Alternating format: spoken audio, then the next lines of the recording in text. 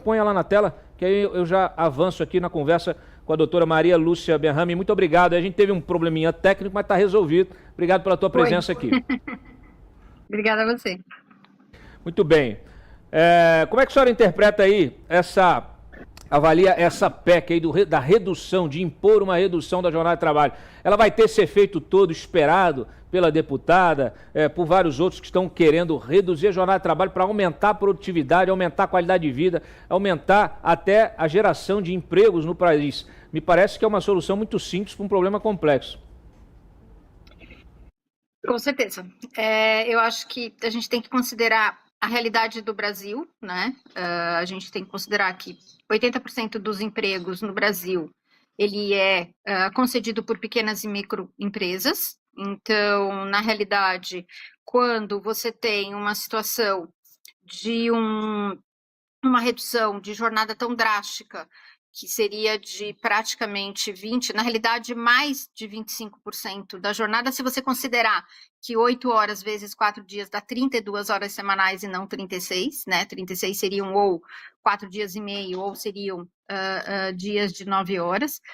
Então, na realidade, isso precisaria ser discutido com mais tranquilidade. É possível ser feito por atividade sindical, né? Então, as negociações coletivas, elas poderiam prever esse tipo de redução em alguns momentos, ou até mesmo uma redução definitiva, e isso estaria adequado ao tipo de atividade, ao tipo de empresa, aos trabalhadores que votariam a favor desse tipo de proposta. Apesar dessa possibilidade estar na lei, estar na Constituição já há muitos anos, nunca houve um acordo para uma redução tão drástica.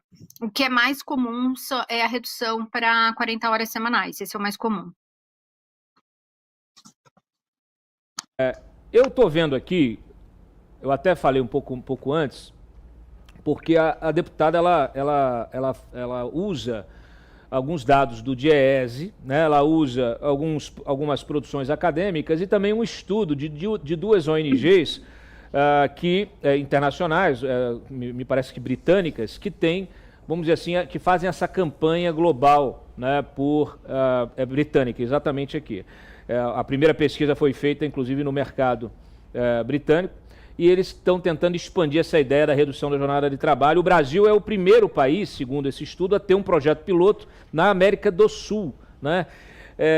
Eu queria a sua avaliação sobre justamente se vale, quer dizer, se é válida a comparação entre mercados de trabalho. Por exemplo, citar a Espanha, a Alemanha, no Reino Unido, se essas realidades desses países, ela pode ser, vamos dizer assim, trazida para a realidade brasileira.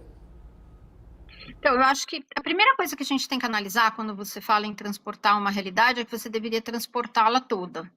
Quando a gente fala de Reino Unido, quando a gente fala de países europeus, a gente está falando de países com alto nível de educação, de tecnologia, de saúde, em que o trabalhador ele consegue estar preparado para o mercado de trabalho de uma maneira em que ele fica muito mais produtivo.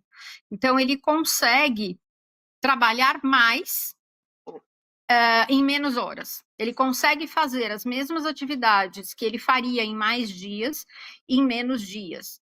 O projeto piloto da Inglaterra e o projeto piloto em alguns outros países, inclusive europeus, eles consideraram a obrigação, para que o projeto fosse para frente, de que a produtividade do trabalhador fosse mantido. Ou seja, ele deveria cumprir em 4 horas de trabalho, em 4 dias de trabalho na semana, as mesmas tarefas que ele desenvolvia em 5 dias ou em 6 dias. Então, na realidade, há uma manutenção da produtividade. Todos os projetos, em todos os momentos, se você analisar em que as empresas não conseguiam manter essa produtividade, ou quando essa produtividade dependia de uma cadeia, ou quando essa produtividade, para ser mantida, gerava um estresse muito grande no trabalhador, os projetos, então, foram retirados, foram cancelados.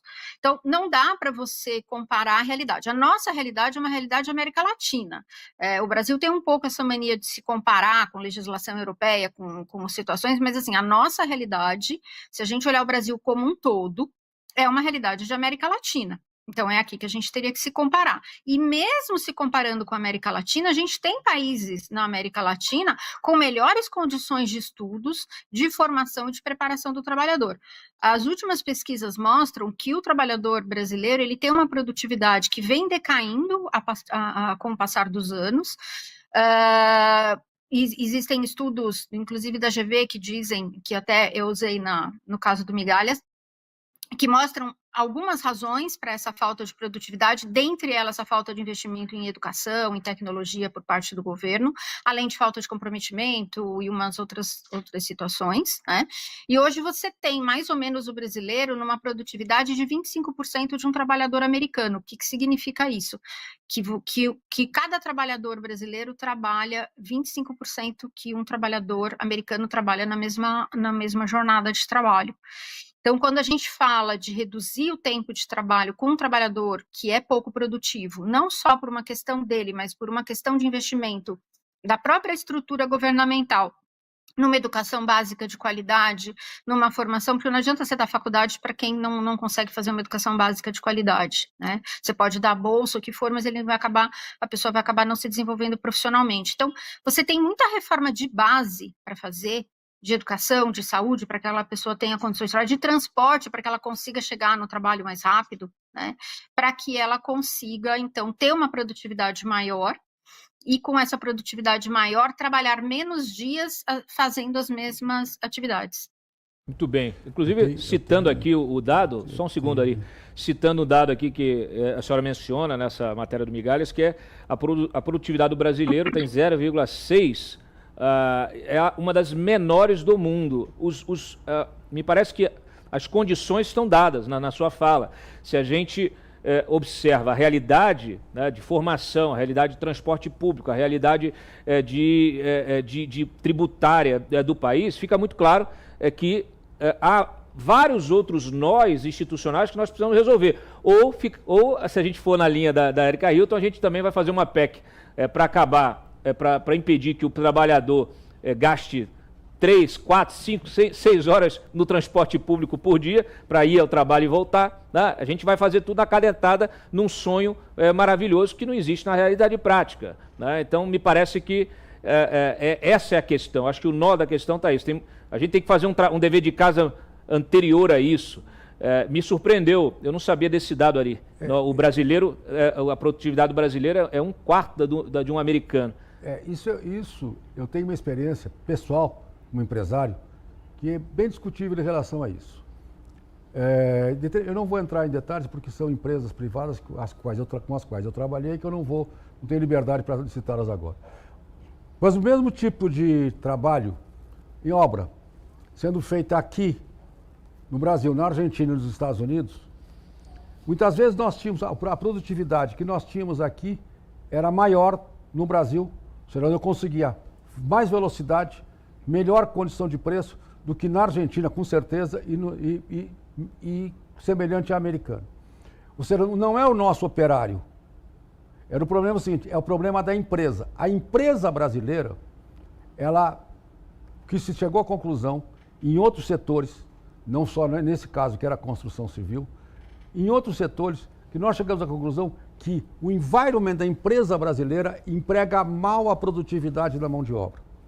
Ou seja, muitas vezes você pega 3 pessoas para fazer um trabalho que seria necessário de uma e isso está pouco sendo importante para a empresa. O que nós sentimos no Brasil, muitas vezes, em empresas, analisando empresas por empresas, é que a empresa basicamente ligada ao mercado doméstico brasileiro, não competitivo lá fora, ela se adapta a determinadas situações aqui. Então, eu acho que essa questão mais complexa do que simplesmente horas de trabalho para o mesmo tipo de resultado. Foi a experiência que eu tive. Isso tem alguns anos, tem 10 mais, tem uns 12, 13 anos, que a gente chegou à conclusão, não é isso. Eu posso, com os nossos trabalhadores, produzir mais. Tanto que, em algumas situações, era melhor levar gente do Brasil para trabalhar lá fora do que empregar as pessoas de lá, porque os nossos trabalhadores eram melhor adaptados.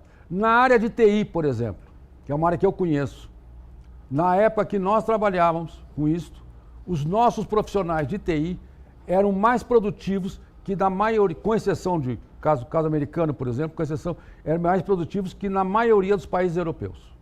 Esse é um exemplo que eu tenho profissionalmente. Ou seja, o meu profissional de TI no Brasil é altamente produtivo. Então, ou seja, eu não vejo essa colocação de que o nosso, ou seja, nós temos deficiência em alocação, eu vejo muito mais de todo o conjunto do mercado, a empresa, a tecnologia que a empresa emprega, as condições de concorrência, do que exclusivamente focalizado na questão de mão de obra. Que nós precisamos de uma melhor educação, uma melhor alocação, se a gente melhorar mais o nosso empregado, nós efetivamente damos um salto em produtividade. Muito bem. Essa é a minha visão pessoal. Não sei se a doutora concorda comigo, mas eu acho que a minha visão é um pouco mais, vamos dizer assim, micro, mas no ambiente micro geral. Eu acho que é uma visão micro mesmo, porque a realidade não é bem essa, pelo menos as pesquisas mais globais mostram que não é assim que acontece. O trabalhador brasileiro ele tem um baixo índice de educação formal, né, de instrução, não só, não estou falando de faculdade, estou falando de educação básica, educação técnica. Eu acho que o Brasil perdeu muito quando desestimulou e enfraqueceu a formação técnica. Os cursos técnicos formavam jovens com uma capacidade de entrar no mercado de trabalho, num trabalho mais especializado, mais treinado, né, não entravam como aprendizes, em que se há necessidade de se colocar uma pessoa como aprendiz até os 24 anos, quando sempre tradicionalmente foi, né, até hoje em dia ainda as pessoas chamam de menor aprendiz, sempre que vai até os 24 anos. Eu acho que houve um desestímulo à formação do trabalhador, desestímulo à formação da população em geral, de educação básica, de qualidade, em que ensine a pessoa a raciocinar, a pensar, e que ela consiga estudar, se desenvolver. Então, em algumas câmaras de comércio que eu faço parte, eu vejo, às vezes, algumas palestras, empresários que vêm para o Brasil e que se queixam dessa falta de preparo, e inclusive comportamental no meio empresarial. Então, eu acho que é uma somatória de valores, e por isso não é algo que você vai resolver por uma PEC. Quer dizer, a sua fala mostra o quê? A sua empresa, por exemplo, que você trabalhava na época, estaria pronta para uma redução de jornada, porque ela conseguiria ter aquele trabalhador trabalhando menos com a mesma produtividade. Por isso que instrumentos coletivos negociados com entidades sindicais e empresas seria o mais adequado nesse caso. Porque uma empresa que não tem essa condição, ela não faria. E a gente pensar que 80% do emprego é da micro e pequena empresa no Brasil, e você está falando de empresas com 1, 2, 3, no máximo 10 empregados, o impacto de uma redução de jornada drástica, sem que ele tenha para onde ir, porque seria uma norma constitucional, vai impedir muitas vezes que esse emprego seja mantido, porque aquela microempresa não vai ter condições financeiras de arcar com o custo daquele trabalhador. E para ter condições financeiras, ela vai ter que acabar gerando um aumento do preço do seu serviço ou da sua mercadoria, que vai impactar numa inflação e que vai fazer acontecer exatamente o contrário do que tem se falado. Não, aí as pessoas vão sair mais, elas vão consumir mais. Não, elas não vão sair mais e não vão consumir mais, porque as coisas vão estar mais caras. Então, eu acho que é preciso ter uma análise bastante estratégica, bastante holística, né? Assim, uma palavra usada de uma maneira em que você tem que ter uma análise multidisciplinar e verificar as diferentes realidades que existem no Brasil. A gente não tem a mesma realidade, nem mesmo dentro do próprio estado de São Paulo, que você tem um pouco mais de uma hegemonia de empresas, de indústrias, quanto mais em áreas tão diferentes como é o Brasil. Então, acho que o caminho não é uma PEC, e o caminho não é uma PEC porque a gente não tem um país, primeiro, do tamanho de um país europeu, né, com a condição de educação, saúde, instrução, investimento em tecnologia, em proteção do próprio trabalhador, que permita que a gente tenha esse tipo de alteração. Então, partidos que querem investir nos trabalhadores, eu acho que eles estão corretos e deveriam essencialmente investir em preparo da mão de obra que está despreparada para as tecnologias que a gente tem aqui, né? Informação, sindicatos que às vezes recebem contribuições das empresas para criar cursos, na realidade esses cursos acabam não existindo, enfim. Então, você tem uma gama de assuntos que decorrem dessa jornada de trabalho que existe hoje. Além disso, se você olhar, o nível de horas extras é muito alto no Brasil, é uma cultura que o estrangeiro não consegue entender, até por essa questão da produtividade, né? E se você baixar a jornada de uma maneira rápida e artificial, gerasse emprego, a gente teria tido um aumento de empregos de 10% no mínimo na virada da Constituição Federal de 88, que não aconteceu. Ao contrário, o desemprego só veio crescendo. Boa sua lembrança. Efetivamente, falava-se exatamente nesse sentido e a Constituição ela não melhorou essa situação. Eu gostei muito das suas colocações, a gente vem batendo muito nessa tecla aqui na semana passada, na outra semana, a questão de preparo dessa mão de obra, né? As pessoas estão perdendo a ideia do que é a educação. A educação ela serve para isso, para preparar o cidadão, preparar o trabalhador. E só com uma boa educação de base, você vai ter uma boa educação nas fases mais avançadas, vai conseguir agregar valor para essa mão de obra e, naturalmente, esse trabalhador vai poder até ganhar mais e contribuir mais com mais impostos, né? Então, parece que a gente está num ciclo vicioso, equivocado, de achar que tem que dar uma assistência para quem não precisa, desestimulando o trabalho, desestimulando a formação técnica. A senhora mencionou muito bem, eu sou formado, o meu segundo grau é técnico, e eu me lembro perfeitamente, eu sou da década de 70, nasci em 77, e o meu pai sempre falava, eu não quero saber o que você vai fazer na faculdade, faça o que você quiser, mas eu quero que você faça o ensino médio técnico para você já ter condições de ir para o mercado de trabalho. E eu fiz, me formei em Química, viu, Ari? Me formei em Química e trabalhei em indústria química antes de escolher sair disso, optar pelo jornalismo e me formar e trabalhar na área. Então, assim, de fato a gente está com todo o debate público invertido. Eu agradeço a sua participação aqui, doutora Maria Lúcia. O senhor quer fazer mais uma? Não, eu queria complementar. As conclusões dela a respeito da parte de emprego são perfeitas. O que eu coloquei é o seguinte, é que na minha experiência com os trabalhadores brasileiros é boa.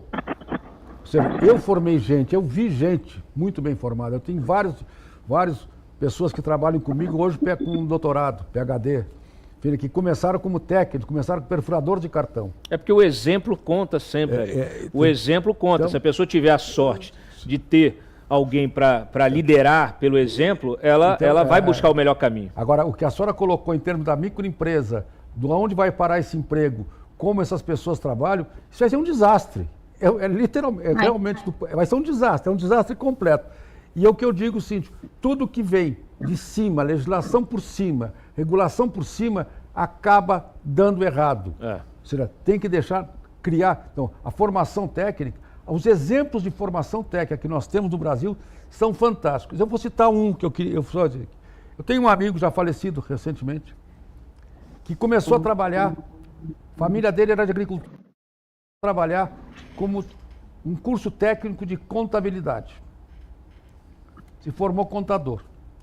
Depois ele foi ser agrônomo, trabalhou na agronomia. Foi diretor do Centro de Pesquisa Agropecuária do Cerrado. Esta agricultura, solos ácidos, deve-se a ele. Se ele não tivesse esse trabalho técnico, a escola técnica que formou em contabilidade, ele não teria chegado aqui. Então, imagina, de técnico em contabilidade a PhD, uma das pessoas mais importantes deste agribusiness que nós temos aqui. Isso só confirma o que a doutora Maria Lúcia está falando, justamente essa falta de investimento no curso técnico. Até ali a década de 80 você tinha, depois isso meio que foi se acabando. Essa escola técnica existiu, foi um trabalho pessoal do meu pai, junto à época ao Getúlio Vargas, para criar essa escola técnica lá em Pelotas. Perfeito. Muito bem, Ari. Doutora Maria Lúcia, um último aspecto, eu queria que a senhora enfatizasse também nesse debate, né, essas legislações que vêm de cima para baixo são muito complicadas num país como o Brasil, que é um país continental, que tem culturas diferentes, é um mercado de trabalho absolutamente diverso, né? Tanto é que isso justifica, talvez não o número total, mas justifica boa parte desse mercado sindical também, né? De como as profissões as representações sindicais, elas vão se pulverizando, se atomizando, e a gente tem aí esse recorde de sindicatos no país. Só mostra que é uma realidade muito diversa, né? Não dá para que cada mercado, que cada setor, que cada indústria, que cada serviço se adapte melhor, né, de acordo com a sua realidade, que cada trabalhador ele possa, nesses acordos coletivos, criar a sua realidade mais satisfatória e aí sim buscar uma melhor produtividade e buscar uma condição também de saúde mental, física, né, e emocional para os trabalhadores e para os empregadores, né? A gente também tem que acabar com essa cultura, mudar essa cultura anti-empresarial que existe no Brasil. Eu acho que, além da questão sindical, né, do sindicato poder investir na formação do trabalhador, um dos movimentos, por exemplo, que a entidade sindical poderia fazer, além dela ter os cursos que fossem realmente efetivos, né, já que em algumas categorias você tem aí contribuições de 10%, 12% da folha para as entidades sindicais criarem esses cursos de melhoria da formação do trabalhador. Uma das legislações que impede que a própria empresa invista na formação do seu trabalhador é a legislação previdenciária. A legislação previdenciária, ela limita, né, ao mesmo tempo que a CLT diz que a empresa pode investir na educação do seu empregado e que isso não vai ser considerado salário, a legislação previdenciária, ela limita ao valor, então ela limita a 5% do salário ou 1,5 vezes o salário mínimo, que for maior, ela limita o tipo de curso, então, por exemplo, você não pode pagar uma graduação, por exemplo, você não pode pagar uma faculdade de engenharia para alguém que fez um curso técnico de edificação, porque é considerado uma formação não técnica. Então, no caso, vai ser a Previdência, se for verificar isso naquela empresa, vai autuar e vai multar a empresa, considerando aquilo como uma verba salarial e pedir todas as contribuições. Então, você só consegue fazer uma formação técnica dentro da atividade que aquele empregado desenvolve na empresa ou naquele momento, ou ligada à atividade dele um pouco melhor, né? Ou cursos de línguas para multinacionais, mas enfim, a legislação previdenciária, ela veda que a empresa invista indiscriminadamente no seu trabalhador. Na época que essa alteração aconteceu, faz mais de 20 anos, eu tinha um cliente que ele investia no pessoal das fábricas, num curso de formação, do que a pessoa quisesse fazer. Então, eles tinham lá critérios objetivos e a pessoa tinha um investimento da empresa para ela se desenvolver, inclusive em graduações. E isso acabou sendo cortado quando a legislação previdenciária mudou. Então, você vê que existem várias coisas que o legislativo da gente poderia olhar com maior cuidado para permitir que o trabalhador brasileiro fosse melhor formado, se desenvolvesse profissionalmente, tivesse uma maior produtividade e aí sim pudesse ter uma jornada de trabalho reduzida, porque ele conseguiria trabalhar, né? Essa pessoa conseguiria trabalhar a mesma quantidade de atividades, fazer a mesma quantidade de atividades em menor tempo. Para a gente chegar nisso, tem um caminho a ser percorrido, um caminho que o legislativo deveria olhar e que as entidades sindicais deveriam olhar em conjunto com as empresas. Excelente. Espero que a gente possa voltar a conversar em outras oportunidades também. Esses temas que a senhora citou são fundamentais e a gente aqui tende a ajudar, a pressionar nossas autoridades, nossos parlamentares a fazer os encaminhamentos, endereçamentos necessários para essas políticas públicas. Mais uma vez, obrigado pela tua participação aqui, doutora Maria Lúcia. Obrigada. Muito bem.